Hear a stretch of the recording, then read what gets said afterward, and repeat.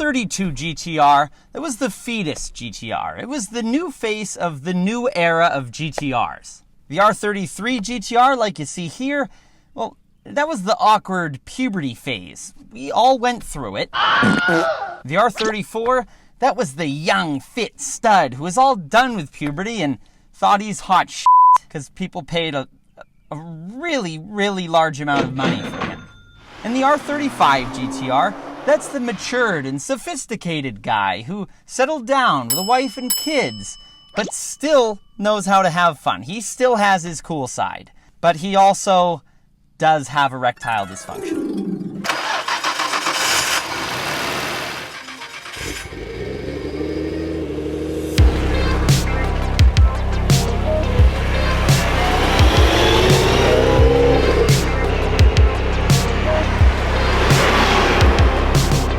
This is the 1995 Nissan Skyline GT-R V-Spec, known as the R33.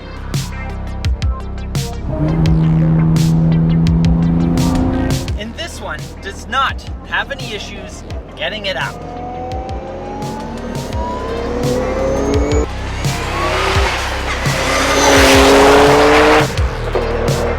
Holy shite! Careful with this one, Jake. Careful! The engine alone in this one is worth $61,000, and I'll tell you why that is shortly. Nissan Skylines are a line of sporty coupes and sedans sold only in Japan and Australia. The predecessor to this car showed up in 1989, the year that Nissan cooked up the first twin-turbo all-wheel drive Skyline for Group A and Group N racing. Enthusiasts around the world loved it and loved its techie features. The R33 came out in 1995, and you could get it in three forms. You could get the standard GTR, the GTR V-Spec, which is this one with the more advanced driveline, and a racing version called the N1.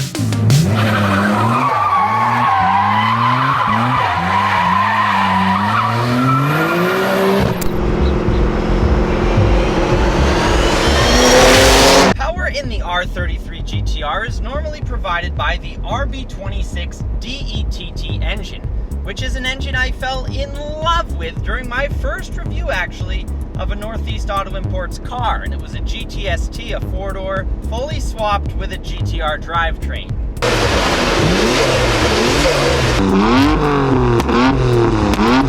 This thing is quick.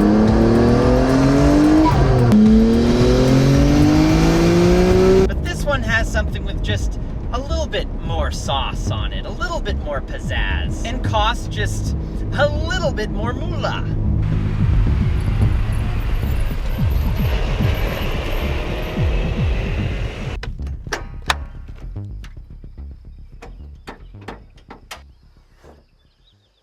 It's believed that the previous owner purchased a complete HKS 2.8 high response engine for this car, which is something incredibly cool. It bumps up the capacity from 2.6 liters to 2.8 liters, has a V-cam, stroker kit, billet pistons, H-beam rods, and an ATI damper, just like the one in my Corvette actually. It's explained by HKS themselves as an engine built by experienced HKS staff using the N1 block and specially prepared parts, including bespoke crankshaft sensor and coils for ultimate engine response. Now, if you don't remember what N1 is, I mentioned it a few minutes ago, and that's the sort of racing version of this car. But it's still twin turbos. They didn't just throw that new, very expensive motor in and call it a day.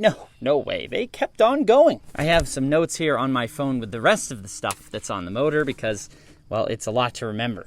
Let's see, we have a truss radiator, ATS triple plate clutch, HKS Con V Pro 3.4, which is the ECU, the computer, for those of you who didn't know what that was, like me. HKS EVC, that's a boost controller. HKS GT3 RS turbos, SARD 850cc injectors, and an aftermarket fuel pump. So basically, anything HKS you can put in this car is on it.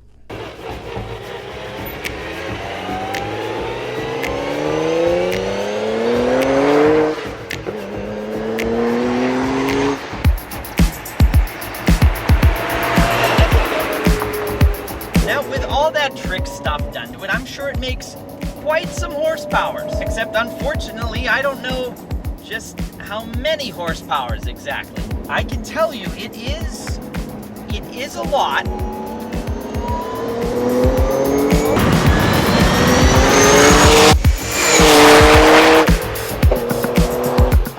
It is so fast. Wow. Listen to those noises.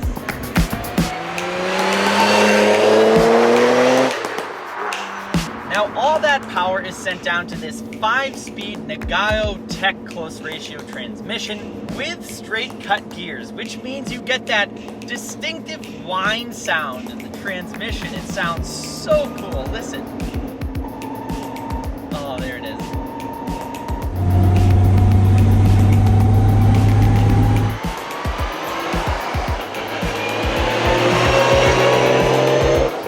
Sounds like you're in a legit race car. From that transmission, the power is then sent down to a reinforced transfer case and reinforced differentials, and to a top secret rear high-cast system, which, in case you didn't know, high-cast is Nissan's rear wheel steering setup.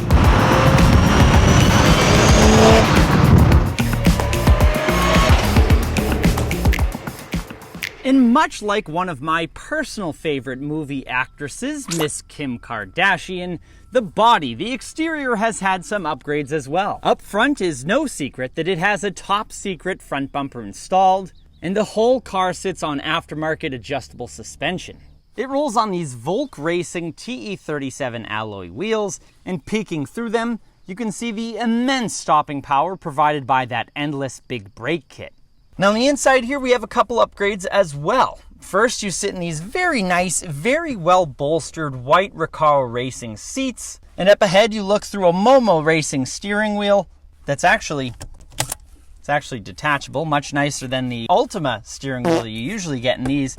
But peeking through that steering wheel, we can see the Nismo white face gauge cluster. And there's more gauges up here to the left. We have these Trust Sirius gauges reading off our water temperature, oil temperature, and oil pressure. And just below those gauges are more Nismo gauges. That's right, we have a front torque gauge, another oil temp gauge, and a very important one, boost gauge. Very, very pertinent in this car. Below that, we do have an upgrade that's always nice to have, a Pioneer touchscreen radio.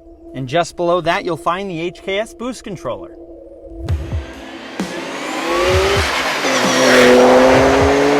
The cool thing is, really, while you're just putting around, just cruising around town, the car runs and drives as if it was barely modified. I've got the air conditioning on, it works great.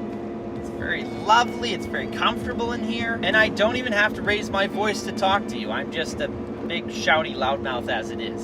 But then whenever you are ready to get moving again, this thing just transforms into a monster.